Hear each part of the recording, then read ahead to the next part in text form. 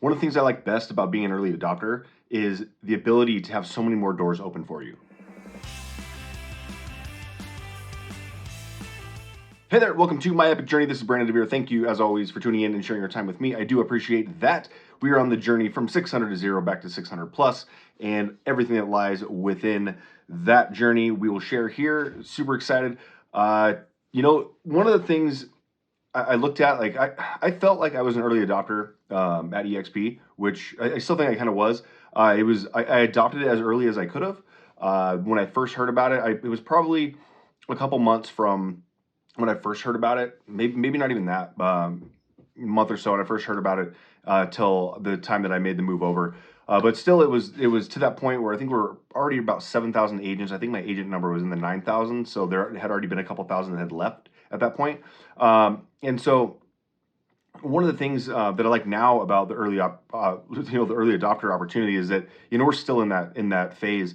Like I said, I still feel that we were in that phase. And then after 9,000 agents had already joined, and I think even well into probably 15, 20,000 agents. I think we're still maybe not quite the early adopter phase, but being still early on.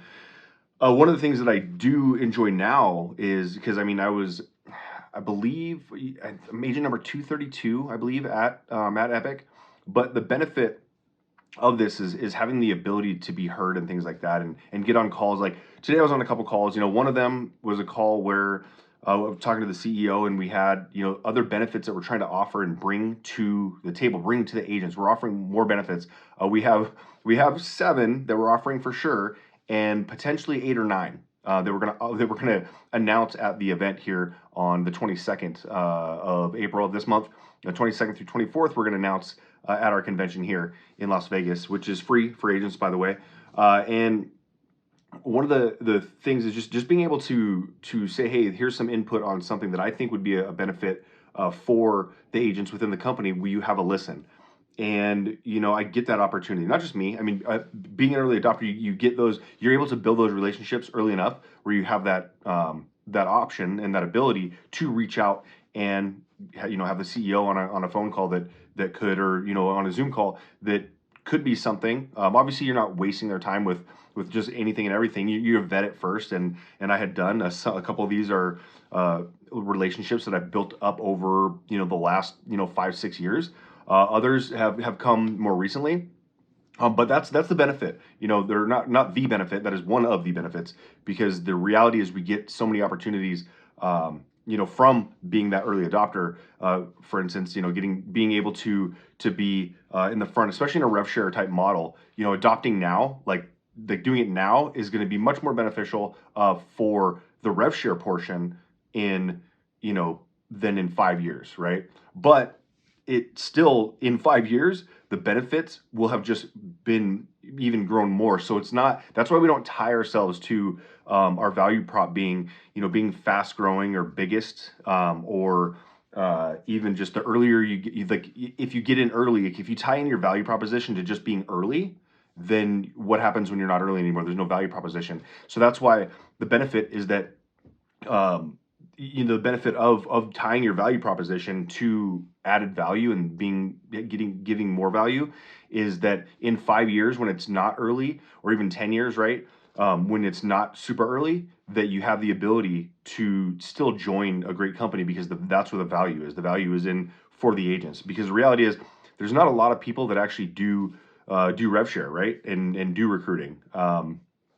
The overwhelming majority doesn't. I believe that in most cases, I just heard this the other day, I think it's from about 8 to 12% of the agents within companies that offer a rev share model actually participate in the rev share. So when you focus it all on that, and you have the other like 90% of the agents that aren't even doing any of that, it's difficult when you don't put the value somewhere. Like right now, the amount of benefits that we have is insane, and I think that I want to say that they calculated the value was like $28,000. I think is the amount of value that you get within Epique annually, essentially. So it's pretty cool. I mean, I had this kind of epiphany when I talked to one of our agents today, where she actually our fee our fee we do an 85-15 split until you cap. We have a declining cap, but then also our fee is $149 a month. And there's a couple different ways that you can learn how to pay $99 a month. But that $149 a month, one of our agents saves $150 a month on her prescriptions that are being sent to her to her home. So while her prescriptions are being sent to her home, that's $150, and she's paying $150. It's covered, right? That is covered. And then other things like $150 a month, and then $30 off of your the benefits of the car wash. I know that's a joke. People joke about that all the time. However, it's an actual cost that I was paying for before I joined Epique, and now I don't pay that cost anymore. So that's a literal change. That's a literal savings. It's not an if, right? It's a literal savings.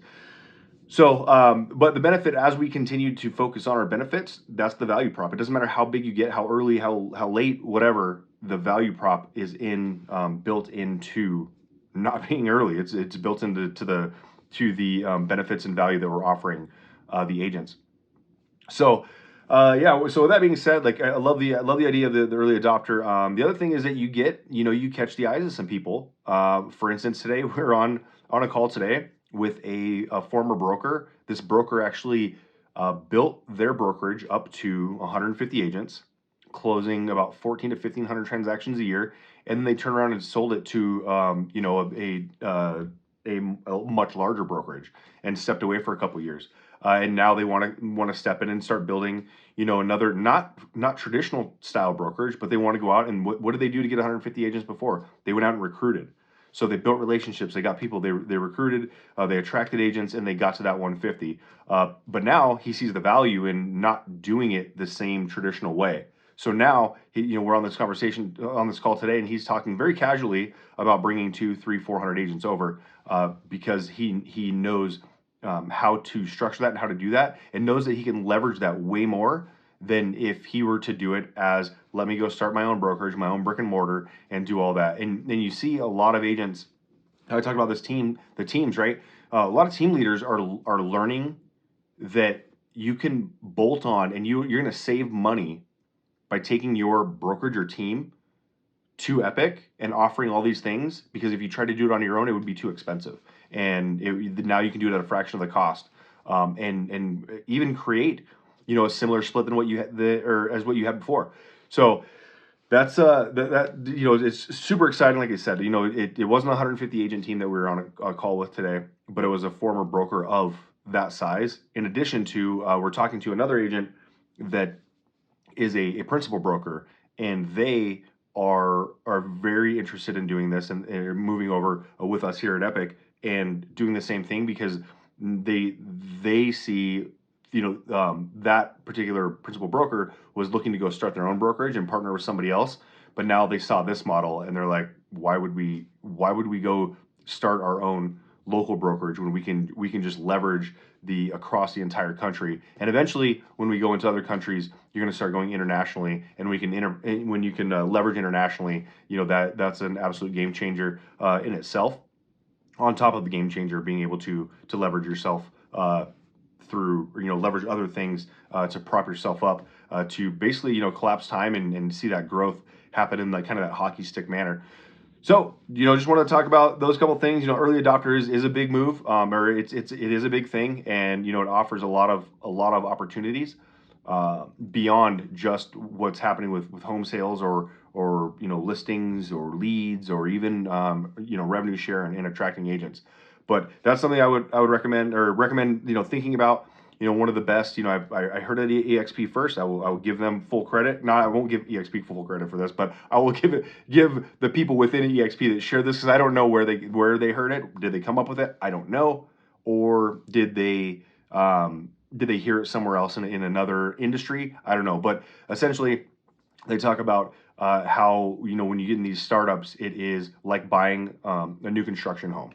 And when you're buying a new construction home, the ones who buy the earliest, for example, it's just the trailer up. Hey, this is what the houses are going to look like. There's no models up, and the people who bought those are eventually going to be the ones that benefit the most and gain the most equity and make the most money off of that. But they're also the ones that have to deal with certain things like get flat tires, noise early in the morning. You have to deal with that for a couple years, but they are going to benefit typically the most than people that are like, so you go with the ones that are buying just based on, hey, here's a floor plan, this is what it looks like, this is what it's going to look like, and so those people will do slightly better than those that actually tour the models and get the first few homes after they're like the second phase essentially, and then you get to the point where let's say half the community is done. All right, and then you get to the one where the community is done, and then you get the people who bought the resale.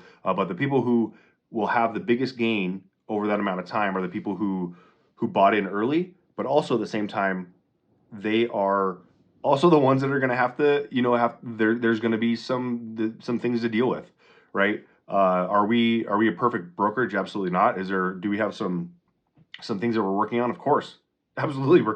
We are barely into our third year of existence, and so when you look at that and the things you're trying to offer, and you're doing things that no one has ever done before, it is, you're not gonna, if you've never hit a baseball before, you never rode a bike before, like you're not going to be perfect on the first try. It's gonna take a number of times, and then you're gonna adjust and do that. When you think you have it perfect is when you think you have it like dialed in and done. That's when you're gonna have a challenge, because when something does come along and you're not ready to to adjust and pivot and figure out how can we make this better. That in my opinion, that's where you start to struggle. But anyways, for any early adopters out there that are ready to start making a move, definitely click on the link below and get in contact with me, and we can definitely discuss on about how to get on this crazy train right now that is just it's starting to leave the station, and it is like not looking back at all. So with that being said, I will see you guys on the next one. So have a great one.